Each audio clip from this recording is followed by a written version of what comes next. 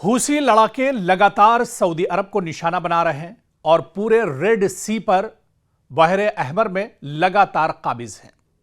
सबसे बड़ा सवाल दरअसल यह उठता है, आज इसे हम समझने की कोशिश करेंगे कि हूसी बमुकाबला सऊदी अरब आखिर यह जंग थम क्यों नहीं रही है, यह कशीदगी आखिर कम क्यों नहीं हो रही है, हूसी लगातार सऊदी अरब को निशाना क्यों बना रहे हैं, या इसके बाद अब जो मक्का पैक्ट हुआ है, मक्का दिफाई मुआहदे के बाद क्या कुछ सूरत हाल बदलेगी या इस मुआहदे के असरात क्या कुछ होंगे, इसी को दरअसल हम तफसील में समझेंगे। एक तरफ सऊदी अरब है, मशरिक़ वुस्ता की बड़ी माशी और फौजी ताकत, और दूसरी तरफ यमन का हूसी ग्रुप जो बरसों से सऊदी अरब की ताकत को चैलेंज करता आया है। कभी मिसाइल सऊदी शहरों की तरफ दागे जाते हैं, कभी ड्रोन से तेल की तंसीबात को निशाना बनाया जाता है, और कभी यमन की सरजमीन पर जवाबी हमले होते हैं। और अब जब खित्ते में पहले ही ईरान, अमेरिका, इजराइल और खलीजी ममालिक के दरमियान कशीदगी इंतहाई हसास मरहले में है, हूसियों और सऊदी अरब के दरमियान महाज दोबारा गर्म होता दिखाई दे रहा है। तो सवाल यह है कि आखिर सऊदी अरब और हूसियों के दरमियान असल तनाजा क्या है, असल लड़ाई ये क्यों है, ये कशीदगी क्यों बरकरार है, और सबसे अहम सवाल यह कि मक्का मुकर्रमा में सऊदी अरब, पाकिस्तान और तुर्किया के नए मुश्तरका दिफाई मुआहदे के बाद क्या हूसियों के लिए हालात मजीद मुश्किल होने वाले हैं। दरअसल इसी को तफसील में समझना होगा। और हूसी दरअसल यमन का एक मुसल्लह और सियासी ग्रुप है जिसने गुज़िश्ता बरसों में यमन के बड़े हिस्से, खासतौर पर दारुल हुकूमत सना और शुमाली इलाकों पर अपना कंट्रोल कायम किया है। यमन का तनाज़ा सिर्फ एक दाखिली जंग नहीं रहा, बल्कि इसमें इलाकाई ताकतें भी शामिल हो गई हैं। साल 2014 में हूसियों ने सना पर कब्जा किया, जिसके बाद यमन की बैनुल अक़वामी तौर पर तस्लीम शुदा हुकूमत के खिलाफ जंग तेज हुई। साल 2015 में सऊदी अरब ने इत्तिहादी ममालिक के साथ मिलकर यमन में फौजी मुदाखलत शुरू की ताकि हूसियों को पीछे धकेला जा सके और बैनुल अक़वामी तौर पर तस्लीम शुदा हुकूमत को सहारा दिया जा सके। यही वो लम्हा था जब सऊदी अरब और हूसियों का तनाज़ा बराह रास्त जंग में तब्दील हो गया। फिर उसके बाद आप देखिए कि असल मसला सिर्फ यमन की सियासत नहीं है, बल्कि सऊदी अरब और यमन की सरहद तवील है और हूसी जंगजू सऊदी सरजमीन को मिसाइल और ड्रोन हमलों से निशाना बनाने की सलाहियत रखते हैं।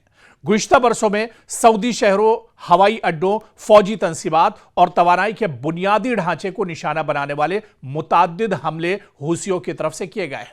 साल 2019 में सऊदी अरब की अबीक और खरीस तेल तंसीबात पर ड्रोन हमलों ने पूरी दुनिया को हिला दिया था। हूसियों ने हमले की जिम्मेदारी कबूल की थी, अगरचे सऊदी अरब और अमेरिका ने हमले के माखज और ईरान के किरदार पर मुख्तलिफ दावे भी उस वक्त किए थे। लेकिन यहां से सऊदी अरब के लिए एक बुनियादी खतरा सामने आया था और उसका नाम था हूसी ग्रुप, यानी हूसी मुजाहिदीन या लड़ाके।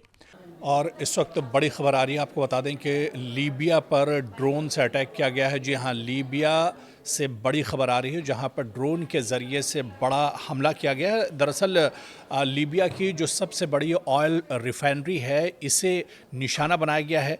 ज़ाविया ऑयल डिपो है, इसे निशाना बनाया गया। और ज़ाविया ऑयल डिपो जहां पर रोज़ाना 1,20,000 बैरल जो ऑयल है वो एक तरह से प्रोड्यूस किया जाता है, यहाँ पर यह हमला किया गया है। और इसके बाद पूरे इलाके में एक तरह से हलचल तेज़ हो गई है। लेकिन बड़ा सवाल ये उठ रहा है कि लीबिया पर यह हमला किसने किया है, किसकी शह पर यह हमला किया गया है। लेकिन यह हमला काफ़ी बड़ा है क्योंकि लीबिया पर बहुत दिनों के बाद इस तरह से हमला हुआ, ड्रोन के जरिए से ज़ाविया जो ऑयल डिपो है इसे निशाना बनाया गया है।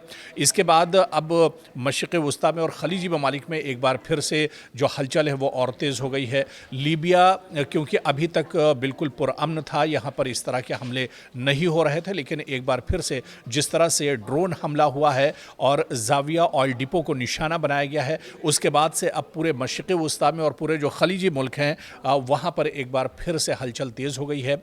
और जिस ऑयल डिपो को निशाना बनाया गया है, ज़ाविया ऑयल डिपो, यहाँ पर रोज़ाना की बुनियाद पर 1,20,000 बैरल जो क्रूड ऑयल है, ख़ाम तेल है, उसकी सफाई होती है और ये यहाँ से प्रोड्यूस होता है। यानी ये काफ़ी अहम जगह है जिसे एक तरह से टारगेट किया गया है।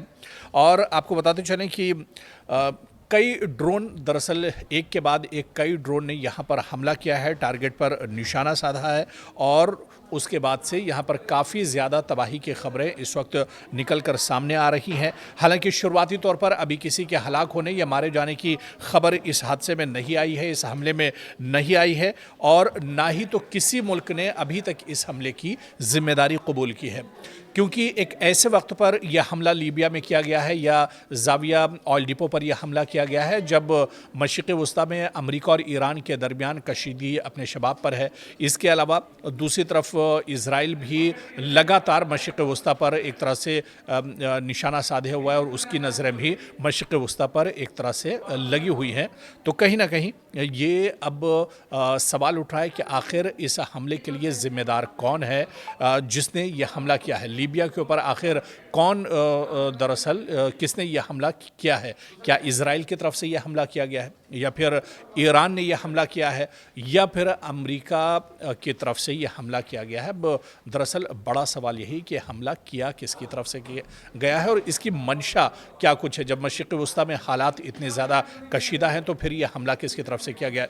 दूसरी एक बड़ी चीज़ इस हमले के पीछे ये भी है कि जब अबनाए हुर्मुज़ पूरी तरह से लॉक है, अबनाए हुर्मुज़ बंद है और दूसरी तरफ रेड सी जो है वो भी पूरी तरह से बंद है और यहाँ पर हूसियों ने इसे पूरी तरह से बंद कर दिया और ऐसे में जब जाविया ऑयल डिपो पर यह हमला किया गया तो एक बार फिर से जो ऑयल है, पेट्रोलियम है, गैस है, इसकी किल्लत एक बार फिर से बढ़ सकती है। क्या जानबूझकर किसी की तरफ से यह हमला किया गया है? क्या वाकई में जिस तरह से पूरी दुनिया में ऑयल और गैस को लेकर एक परेशानी बढ़ी हुई है अबनाए हुर्मुज़ और रेड सी के बंद होने के बाद, क्या जानबूझकर यह हमला किया गया है? इसके पीछे आखिर मंशा क्या कुछ है? जाँच पड़ताल जब होगी और कौन कसूरवार है इस हमले के लिए, किसने ये बड़ा हमला किया है, ये जब जाँच पड़ताल होगी उसके बाद ये तमाम चीज़ें निकल कर सामने ज़रूर आएंगी। लेकिन लीबिया में जिस तरह से ये हमला किया गया है, क्योंकि आप देखिए ये बड़ा हमला है और काफ़ी दिनों के बाद लीबिया में इस तरह का ये हमला हुआ है, जिसके बाद अब हलचल काफ़ी ज़्यादा बढ़ गई है।